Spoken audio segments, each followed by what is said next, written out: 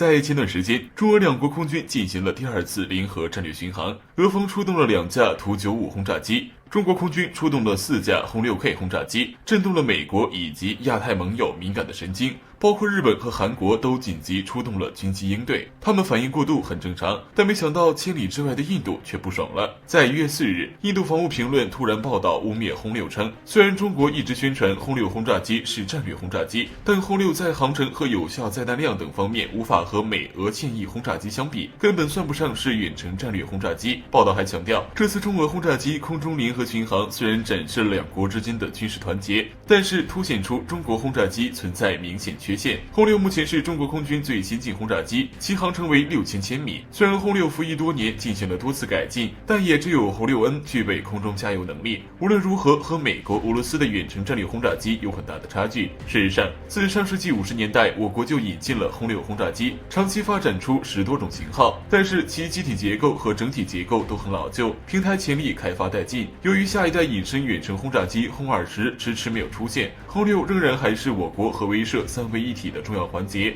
不过最近有好消息传来，最近空军2021年招飞宣传视频中藏有彩蛋，视频中掩盖轰炸机的幕布被掀开，头盔上的倒影很明显就是下一代轰炸机。相信轰20离我们并不远，只等待一个合适时机亮相。对于印度的调侃，中国网友表示不满，并称足够炸新德里几个来回就够了，轰6确实还有不足，我们一直都承认这一点。但网友不满的点在于，目前全球也只有中美俄3国拥有战略轰炸机，印度哪来的立场指责？印度空军甚至1架战略轰炸机都没有，或许也有，只不过是一次性的。而印媒突然戳锋批评轰6，似乎是在表达对中俄走近的不满。之前也有印媒表示，一旦冲突，印度可能会看到老朋友丑陋的一面。此外，印度俄罗斯年度峰会20年来首次取消，外界推测是因为印度越来越依附美国，引起普京的不满。而他此前也曾破天荒松口表示，不排除和中国组成军事联盟的可能。可以说，普京的态度让莫迪害怕。俄罗斯对印度国防安全、能源安全、地域政治等方面有很大影响，印度再往美国靠拢，怕是要彻底失去这个老朋友了。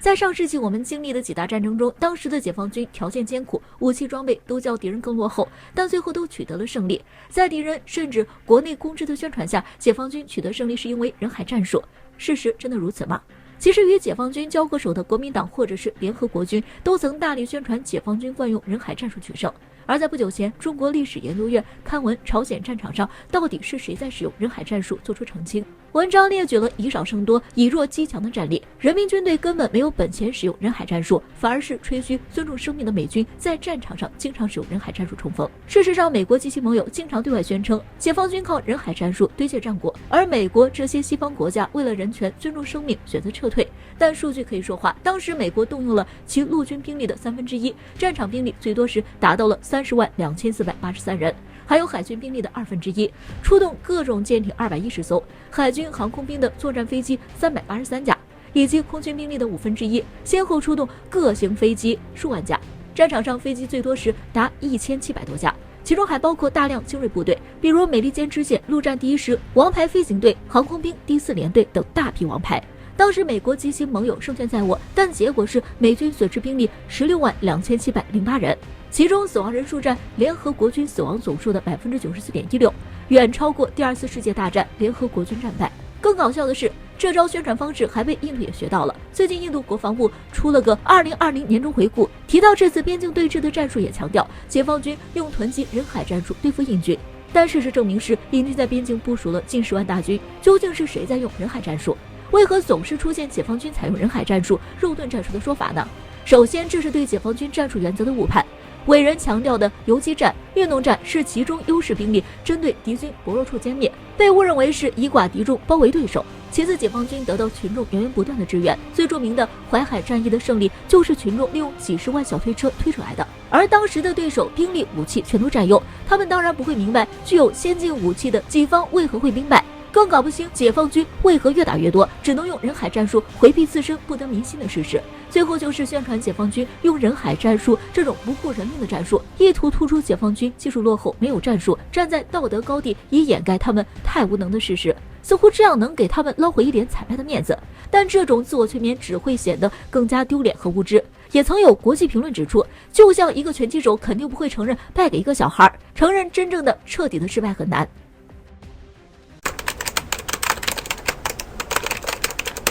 在1月6日，航空工业自主研制的国内首款甘霖1人工干预天气无人机成功首飞。该无人机有何重大意义？为何印度又称这是为了对付他们的利器？据悉，这是我国首次利用大型固定翼无人机进行人工干预天气作业，这在世界上也属于首创。而甘霖1是在翼龙2无人机的基础上改制的，主要具备大气数据采集能力、远距离气象探测能力和增雨催化剂播撒，还能进行复杂气象环境下作业能力。值得一提的是，在去年12月，中国宣布计划到2025年人工增雨作业影响面积达到550万平方公里以上，其中比较有代表性的就是基于大气空间的跨区域调水模式。天河工程，即在青藏高原上空制造人工雨，带来大量降水，就能补充黄河的水量，预计每年能制造50亿立方米的降水。这本是中国利国利民的大工程，但之前英国卫报曾刊文指出，这项工程能够缓解中国北方干旱缺水问题，但可能会影响到雅鲁藏布江等河流的水量，造成东南亚和印度的干旱问题。英国媒体就是想挑起矛盾，但事实是中国人工降水一直都限于国内范围，而印度更是多次担忧中国会用气象武器对付他们。气象武器和核武器并称为末日武器，通过气象控制技术人为改变战场气象环境，达到军事目的的武器，包括美国、苏联和英国都是气象武器的追捧者。但中国从未将人工干预气象的设备用于军事，人工降水也一直仅限于国内。所谓的威胁论根本不成立。在两军还在高原冬季对峙的背景下，这也引发印度国内的担忧。对此，有印度人表示，微波武器、水炸弹、气象武器，为什么中国总用奇怪的手段对付我们？之前印度也批判我国雅鲁藏布江大坝工程是水炸弹，并试图阻止。印度人最擅长反咬一口，恰恰这些是印度惯用的伎俩。印度曾多次威胁巴基斯坦尼泊尔切断水源，在前不久，尼泊尔还怀疑印度投放大量催雨剂，用运输机在天上扔干冰，导致尼泊尔突降大雨，导致尼泊尔境内发生了严重的山洪和山体滑坡事件。但也不必过于在意印度的言论，中国要发展，为何要迁就你？